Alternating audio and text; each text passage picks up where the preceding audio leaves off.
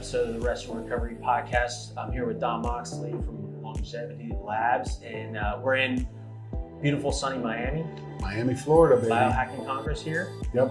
How's the event going for you so far? It's been really good. It's I think this is a first time event for this team, and we supported them early on, and I'm very happy with the way things are going.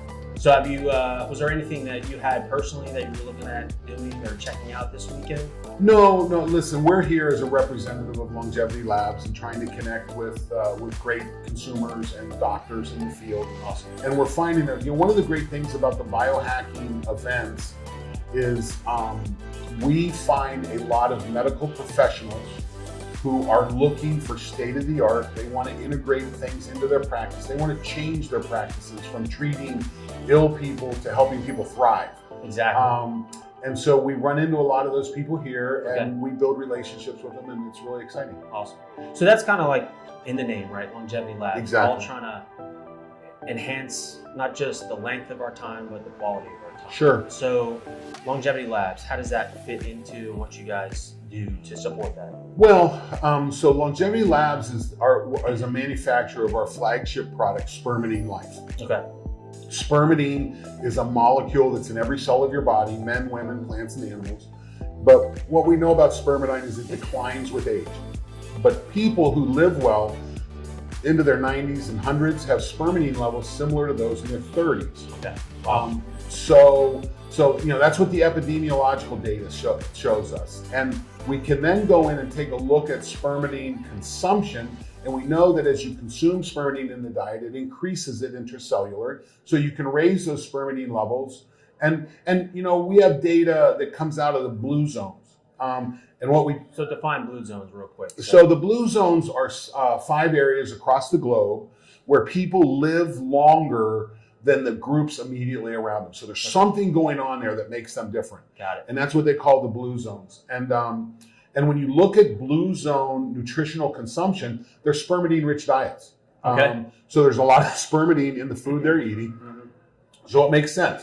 So spermidine it's a natural occurring ingredient. Polyamine. Yeah, it's called a polyamine. It is naturally occurring. It comes, polyamines come in a couple different flavors. Okay. But what we're finding, we get our extract, our product is developed in Central Europe, Austria. Our wheat, it comes from wheat germ that we concentrate into a high spermidine concentrate using water. It's the only solvent we use is water. And that's what we make our product with. But, when we've tried to make that product, when we've looked at, can we make that product here in the States? We can't get enough spermidine-rich wheat. Why is that? I don't know. I just know that we can't find enough spermidine-rich wheat. Wow. So spermidine levels will vary in products. The wheat we get in Europe will vary. There's high spermidine, low spermidine. Part of our process is find the high spermidine stuff. I guess that makes sense. It's a naturally occurring crop, so it's not everything's going to be uniform, right? We've row cropped pretty hard in this country. Yeah, a little bit. Yeah, we've row, and you know what? We know that there's probably a decline in nutrient density. This just happens to be one of those nutrients that's declining. Yeah. So now spermidine comes in other foods. I don't know if you're familiar with the fermented soy product. It's called natto. No. If you're not Japanese, you probably can't choke it down. It's pretty disgusting. And so wheat germ, but not all wheat germ is spermidine rich. Okay. So this is part of the challenge. Gotcha. So personal anecdote around you. So wheat germ. So does that mean it's glutinous or like has wheat and gluten in it? Listen, there is we cannot say our product's gluten free. Okay. We have a very, very small amount of gluten. We have, with our last lab test, we're about 1 milligram per serving. Okay. Now, to put this in context, Celiac Association says you want to keep your gluten content below 10 to 15 milligrams a day. We have 1.3. Okay, so you're well below. We're way below. Basically. Yeah, below. we can't say we're gluten free. Sure. We're working on that. We're working hard to try to get there. Yeah. And we have a lot of personal testimonials from patients who have had gluten, who have celiac, who are using the products. Okay. So they are celiac and they use the product. We have some. Wow. Yeah. Now I'm sure there's some Personal celiacs cases out there that can't. Sure. And we recommend that if this is something you'll try, be careful. Okay. Listen, we have a celiac situation in my family, and celiac is really hard. Yeah. And when you finally get clean, you'll do everything you can not to get polluted again. Exactly. And so we want to have compassion and make sure that if you're going to try this, you're safe. Yeah, I was just curious. At a personal, we're a gluten-free household, so it's like I saw that and I was like, okay. And I personally do my best to avoid it. I've never been tested officially, but I know how I feel. Right. So just making sure. Yeah. And again, you can listen. To get to gluten-free, you have to have a higher volume. So so the gluten per unit is where the hang up is. If you took that same tablet and broke it into a smoothie, you'd be well beyond any gluten-free, recommendation levels. Yeah. And again, this is what we recommend. If you do have celiac, if you're gluten sensitive, certainly be careful. Work with a professional. Yeah, and we'll work with you. Yeah. If this is something you want to try, we'll work with you. Okay. So we talked about what it is. Why would you want to take it? What is the benefit or intent? Well, it goes back to the term autophagy. Okay. So when we look at autophagy, that cellular renewal process, it's a cleaning process. When our cells are working, the proteins that they make are not necessarily always made correctly. Mm-hmm. And we have a natural process of cleaning that up. And autophagy is that process. Okay. You have organelles, your mitochondria wear out. Yeah. And you don't want those just hanging around the cell. So autophagy cleans out those long-lived proteins and organelles. So it's kind of that body street sweeper, I'll call it. So yeah, in the cell. And so the natural state of the cell is to be in autophagy. So if I pull all nutrients away from the cell will immediately begin to look inside itself and say, okay, what do we need here that we can clean up and use again sometime? Okay. So autophagy is that process. And if you think about it, one of my texts talked about the fact that think of a Lego set. Okay. If I got a bunch of Legos together, it's hard to take that and put it into another Lego set. But if I break it up into the individual Legos, I can put those parts in. And that's essentially what autophagy is doing. Okay. It's taking those long-lived proteins, breaking them down into its component parts, the amino acids, or the organelles, and breaking that up, puts it back into what we call the cytosol of the cell, the center, the inside of the cell, so that your cell can then use it to build other proteins and other healthy parts. So I've heard autophagy in the context of fasting. Right. And so maybe explain a little bit of. So fasting is a typical autophagy trigger. Okay. So again, the cell's default state is to have autophagy. If I add nutrients to my body says, hey, there's nutrients on board. Let's send the cells a signal that says there's nutrients on board. So the body does that with two signaling hormones called insulin and insulin-like hormone. And that goes to the cell, and the cell says, hey, party on. We've got nutrients on board. Let's make proteins. Right. When I fast, I take those signals away. So I don't have insulin. I don't have IGF going to the cell. And the cell says, there's no nutrients on board, but I still want to do things. So let's go ahead and clean up what's in here. So fasting is typically a process for stimulating autophagy. Okay. Spermidine is an underlying key element in the autophagy pathway. So as a spermidine declines, so will the effectiveness of autophagy. Okay. As you increase spermidine, you'll increase the effectiveness of fasting. So kind of a three-legged race, I'll call it, right? They're tied together and they work in conjunction. Yeah, and there are we call them calorie restriction mimetics. Okay. So what are molecules that mimic calorie restriction? And you've heard of resveratrol, you've probably heard of metformin, and those are calorie restriction mimetic. Spermidine's one of those. Okay. We think it probably has a little more powerful stimulus than some of the others, but certainly lays in that category. So when you take this, like there's tons of supplements and nutritional elements. Mm-hmm. What's the why behind this? Like, why would I want to consume this? What's the benefit? Well, I think you look at your personal goals. I think of life in 3/3. I think of my first third of my life as the third that I learn. Okay. I'm in school, I'm growing, I'm having fun, and then I leave school and I get a job and I start a family. And there's a point in time when my wife and I, our daughter is graduating from graduate school this year. Congratulations. Thank you. And we were lucky enough to get my daughter back. She went to undergraduate, and we lost her out of the house, and she was close. We got to see her a lot, but with COVID and everything, she moved back into our home for graduate school, and it's been wonderful. But I think by the January, my daughter will move out permanently. Okay. She'll start a job. She's starting her life. So my wife and I are back to, okay, it's us. Empty nesters, yeah. Yeah, empty nesters. And I tell a story. I've had the opportunity to coach great athletes. I've coached Olympic medalists. I've coached NCAA champions. I've coached Big Ten champions. I've coached some awesome people. Yeah. The single most enjoyable coaching experience I ever had was coaching my daughter's 8th grade field hockey team. Okay?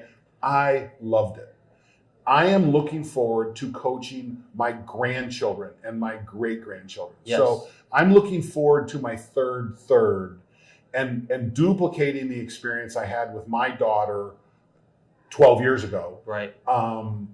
So that's kind of my purpose. Yeah. I want vision, right? Listen, I think it all starts with purpose. When you look at longevity research, you have to have purpose. Yeah. I call purpose the jar that we put the 4 big rocks of longevity in. My 4 big rocks are movement, exercise, eat non-processed food. Yeah. And I don't care if you're vegan or carnivore, just eat something that's not coming out of a box and not processed. Sleep, yes. A clear big rock, and light. The more I look at light, clean light, dirty light. You have clean food, dirty food. You have clean light, dirty light. You have to pay attention to the light because, listen, 80% of the genes in your cells are light calibrated. Yeah. They work on a circadian rhythm. Mm-hmm. And so those are my 4 big rocks in the jar of purpose: movement, exercise, clean food, sleep, and light. Yeah. But you got to have purpose to put the rocks in. Yeah. Otherwise, you're wandering. And what are you here for? Yeah. So how does this Spermidine enable that? What is that doing in the body to enable you or me or anyone to achieve that purpose? So when you look at what takes you out, what ends health span, what ends lifespan. So a lot of that is related to inflammatory related diseases. Hear that a lot. Inflammation is a big issue. And what we know is anytime that you have high inflammation, you usually have low autophagy. If you can raise autophagy, you lower inflammation. It's very clear. And what we know is spermidine is that the supplementation and increased spermidine content in the system, you lower inflammation. Plus, we have a lot of other benefits that come from this that are autophagy related. Right. So, and again, we know that people who live well into their 90s and 100s have high spermidine levels, similar to those in their 30s. So, and we know it declines with age. So you have to make a conscious decision somewhere along the way, unless you live in a blue zone. If you live in a blue zone, the environment provides it for you. Yeah. Yeah, but most of us don't. So it's one of those decisions: what kind of quality of life do I want? I have a good friend that says, I don't know how long I live, and I'm not trying to live longer. Right. But my friend says he wants to be happy, happy, happy dead. And I that's a good equation. Yeah, I'm okay with that. If the day I leave this earth, if the day before I'm happy, having fun, if I slip on the edge of the Grand Canyon and I have a good ride to the bottom, you know what? I'll be okay with that. There you go. That's what it's about. But it's that third. And again, I want to be able to coach my grandkids and my great grandkids. I had the opportunity. I'm an old wrestler. And I finished wrestling back in the mid 80s, and I didn't wrestle for a long time. And my nephew, we're in Florida right now, we're in Miami, and my nephew 4 years ago, was a finalist in the state of Florida heavyweight wrestling tournament. Okay. And I got to go work out with my nephew. And I thought, wonder what I've got. Yeah. I did really good for a day. Yeah. I worked out with him, we pushed. The second day, you could have beaten me. Okay, I was beat. Okay, but you know what? Recovery. Listen. I didn't recover like a high school kid. I was recovering more like a 55-year-old at the time. Yeah. But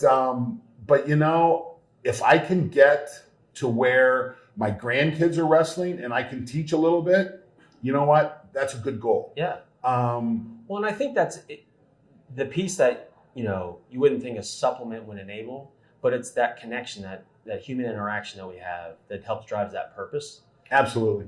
That enables that quality we want. Because we all want to show up, like that's why I started this, and my own was we want to show up our best selves. We don't want to be ornery. We don't want to be irritable with our kids or grandkids. I don't mind ornery. Irritable is a different thing. So. I do ornery well. Yeah.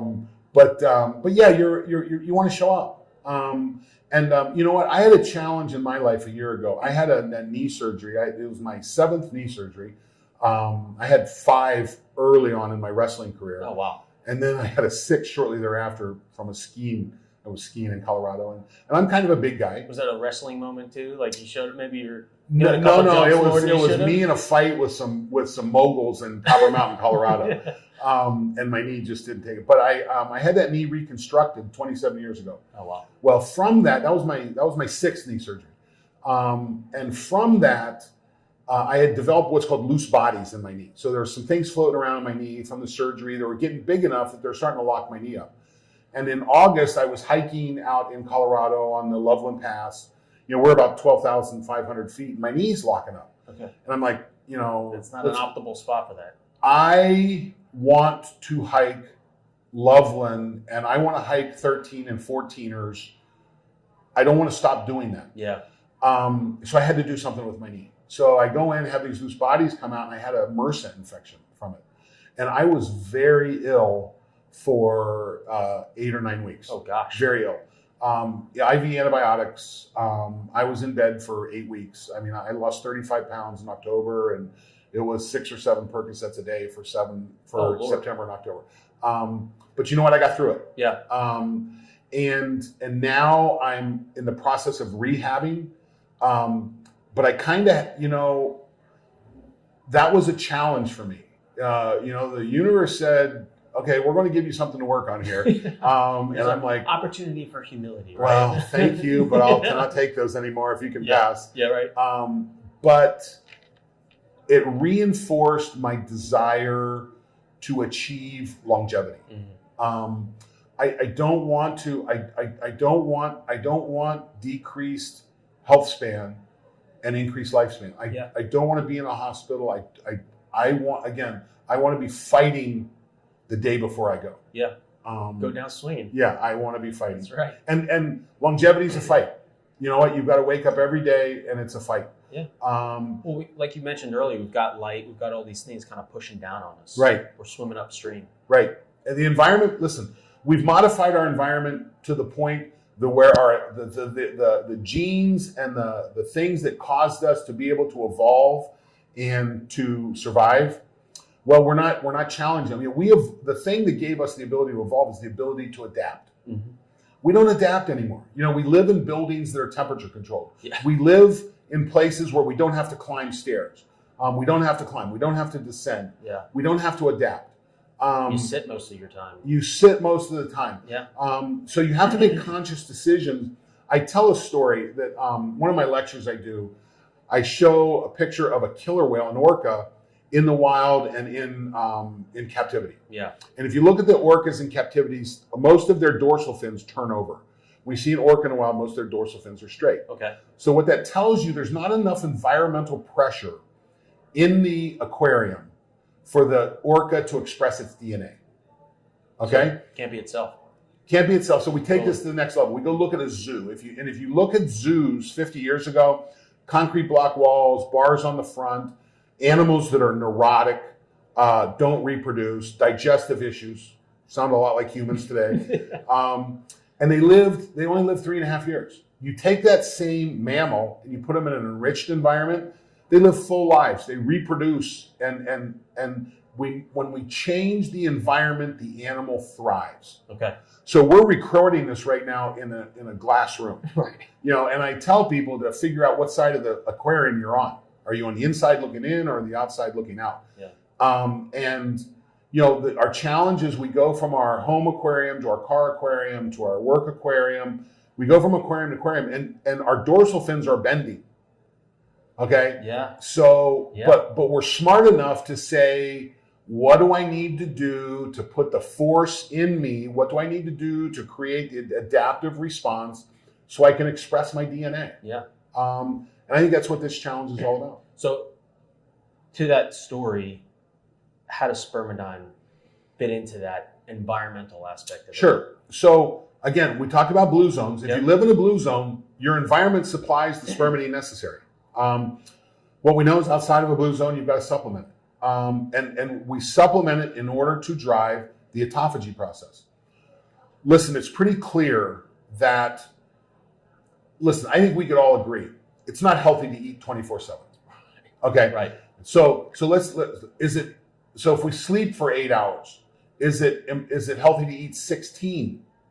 Well, you know what? If you eat first thing you wake up and you eat before you go to bed, you shrink that autophagy window. It typically comes in sleep. Right. And what we're finding is the more we expand the autophagy window, the better we do.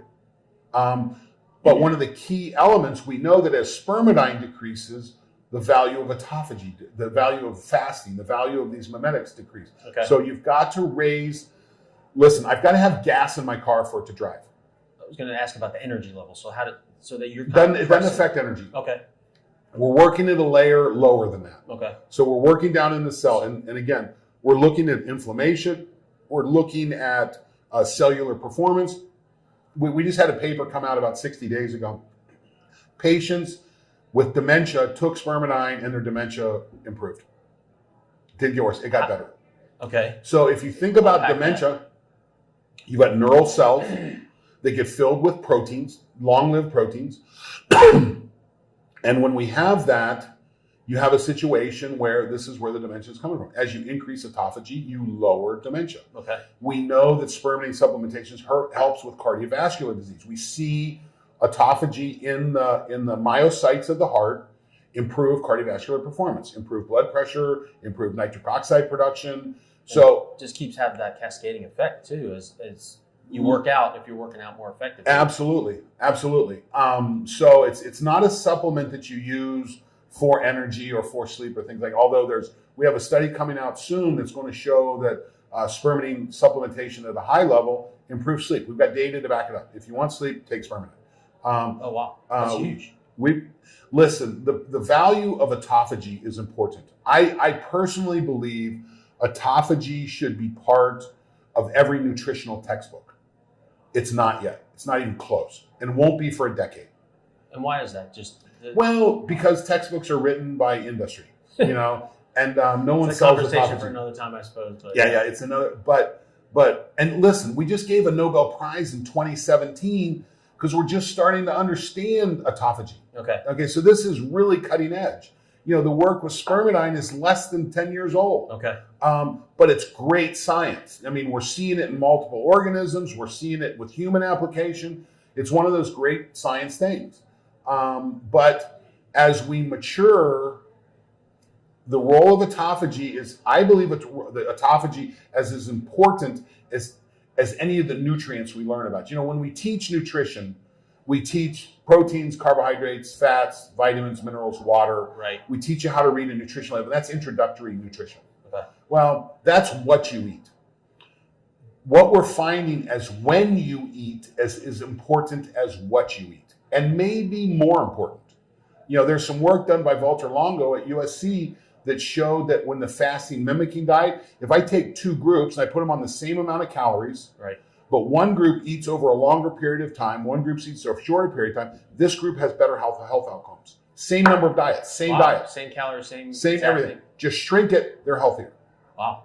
That's pretty fascinating. Yeah, and again, I think autophagy should be taught as a nutrient. Okay.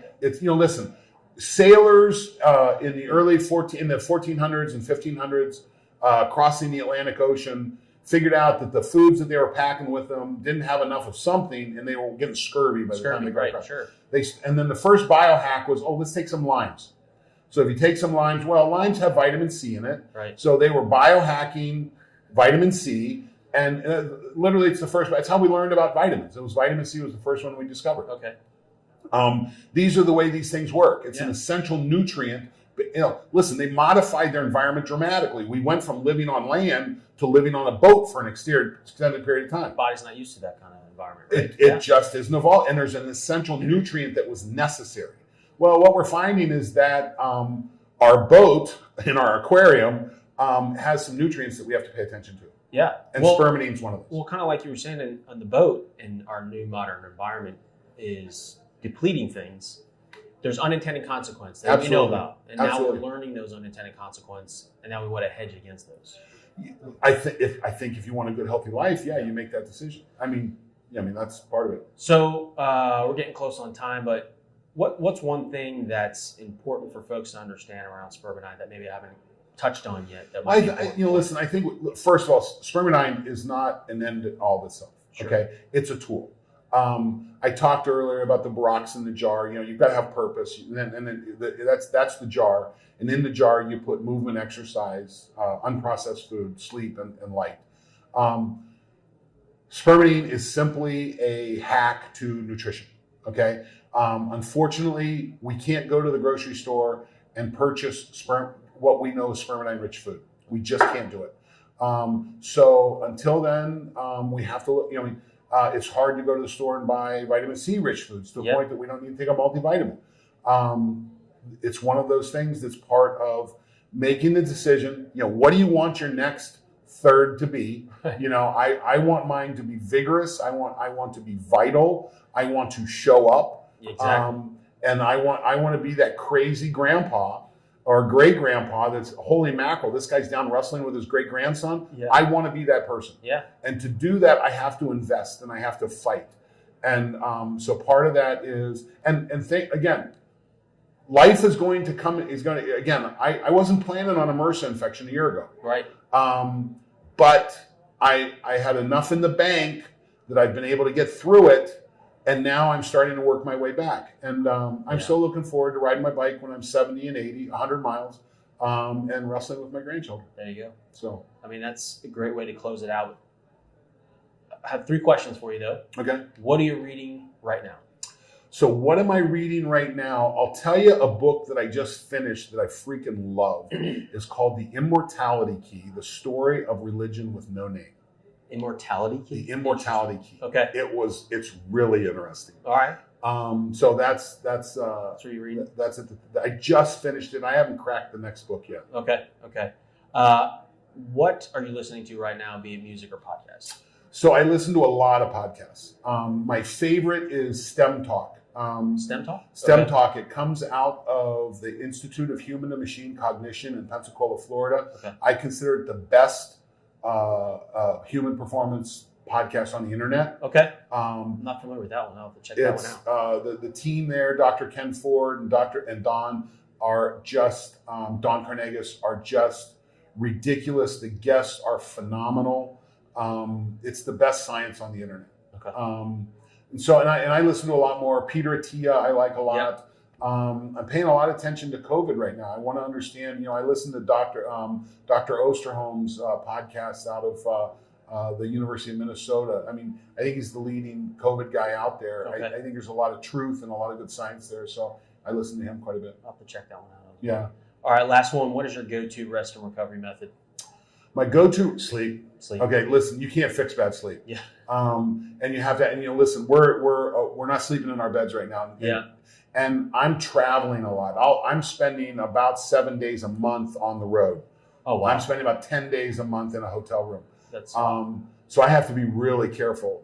So do you have like a personal rhythm that you try to kind of, I'll call it hack, or at a biohack? I want to be in bed by 10:30. Okay. Now what's a challenge for me is I live in an Eastern time zone and I'm servicing California.